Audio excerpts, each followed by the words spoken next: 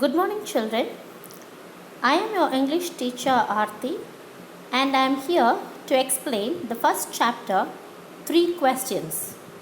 It is a story about a king written by Leo Tolstoy. Leo Tolstoy was a Russian writer.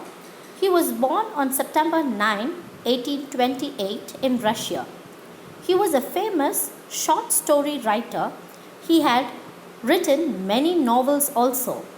He died on November 20, 1910, in Russia. Children, shall we now start up with the lesson?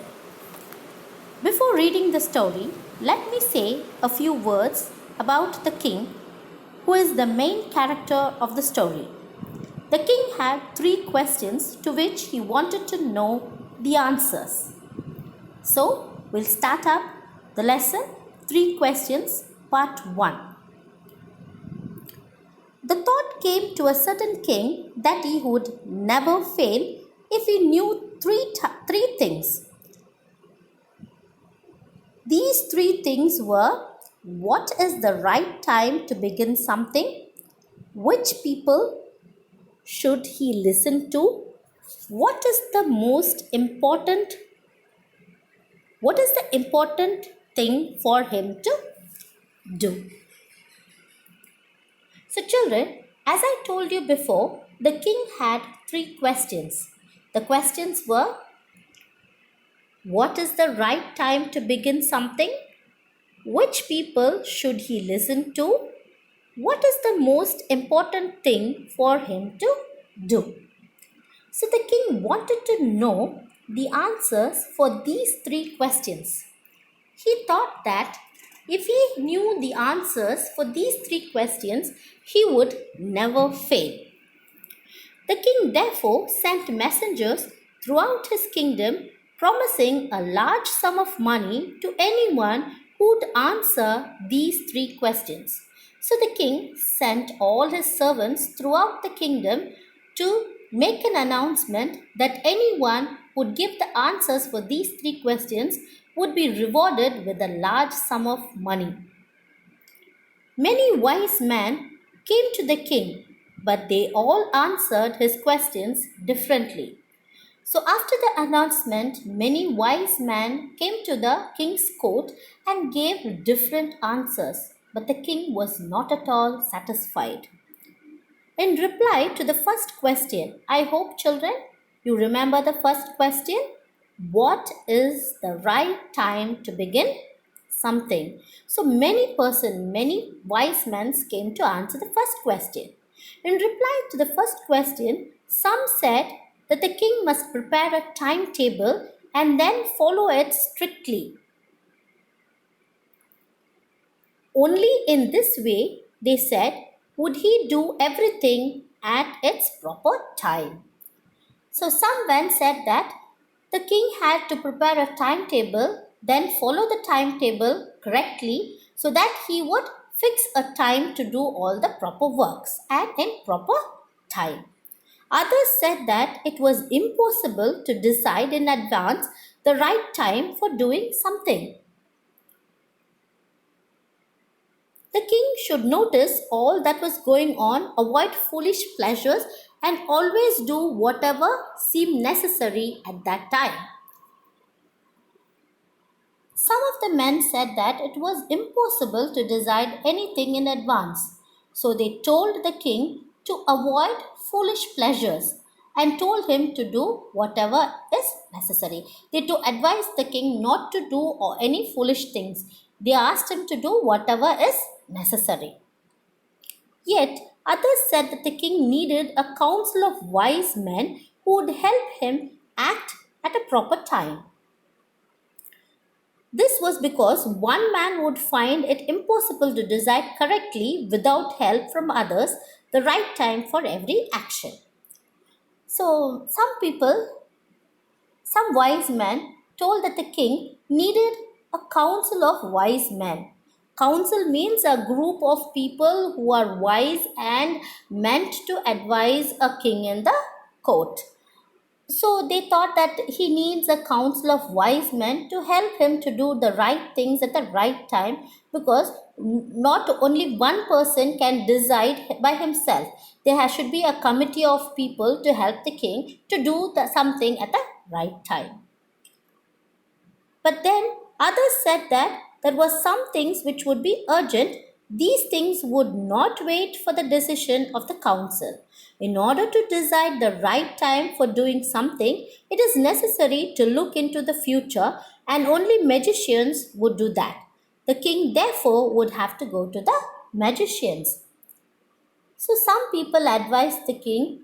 They told that urgent things will never wait for the decision of the council. So the right time they cannot do it in advance also. So they told the king that they have to know about the future. So future can be known only through magicians. So he advised the king to go and meet the magician. So they asked the king to meet the and seek the help of the magicians.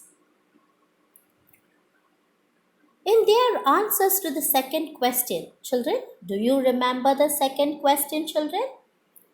Yes, the second question is, which people should he listen to? Some said that the people most necessary to the king were his counselors. Counselors means a member of the councils. Others said the priest. A few others chose the doctors. And yet others said that his soldiers were the most necessary. So, for the second question, the men gave different answers. Some told that the counselors were the most important. Some said priests, some said doctors, and some even said the soldiers. To the third question. Children, I hope you remember the third question also. The third question is, what is the most important thing for him to do? Some said science, others chose fighting, and yet others religious worship. So, some people said science is very important. Some said that fighting, and some others said that religious worships are very important and very necessary.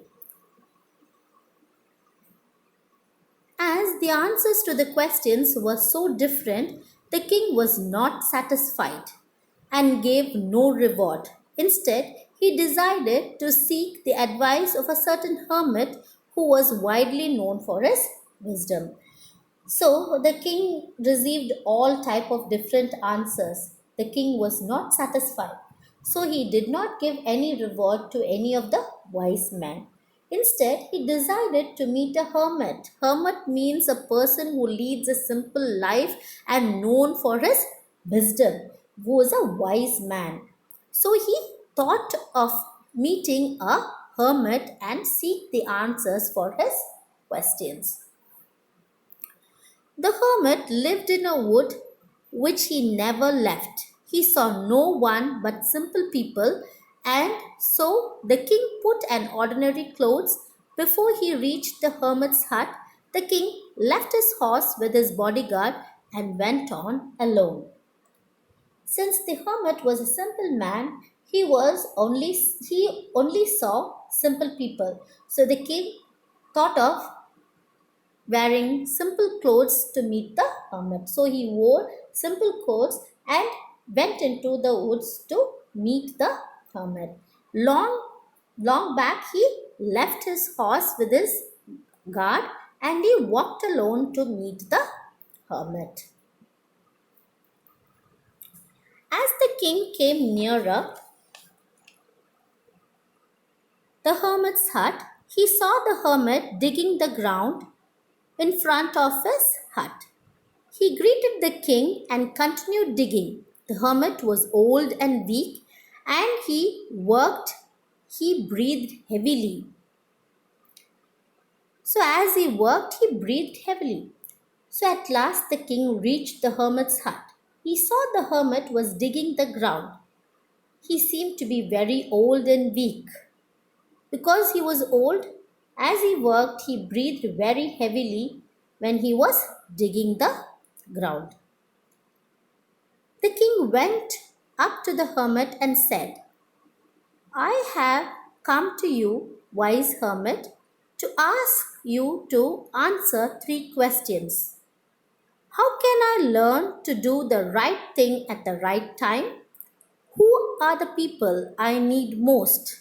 And what affairs are the most important? The king went near the hermit and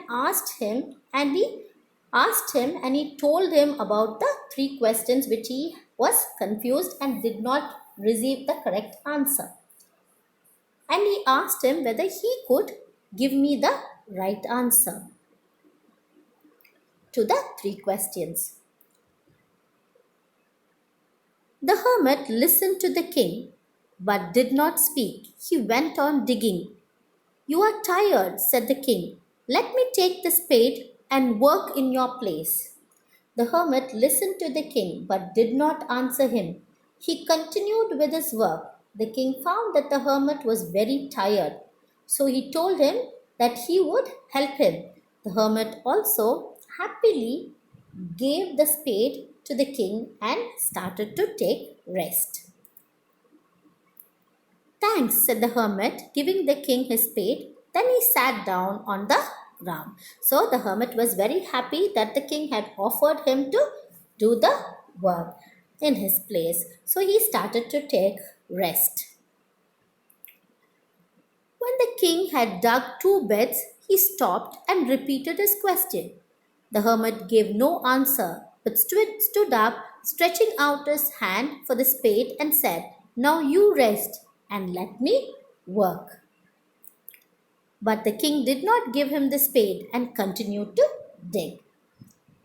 The king dug 2 beds. Then he again repeated the question and asked the hermit to answer.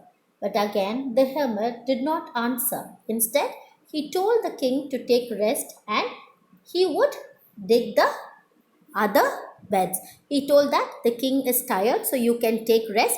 I will do the work. I will continue with the digging of the ground. But the king did not give the spade to the hermit. The king continued to do the digging. 1 hour passed, then another. The sun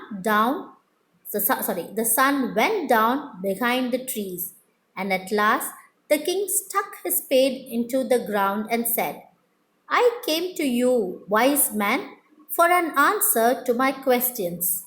If you can give me no answer, tell me, so I will return home. So hours passed by. The sun began to set. The king was curious to know the answers. He asked the hermit whether he knew the answers. He also told him that if he doesn't know the answer, he might tell him so that the king might return home. Here comes someone running, said the hermit. When the king and the hermit were speaking, a man came running towards him. Children, we now come to an end of the part 1 story. The story will be continued in part 2. I hope you understood the story and enjoyed it also. Thank you.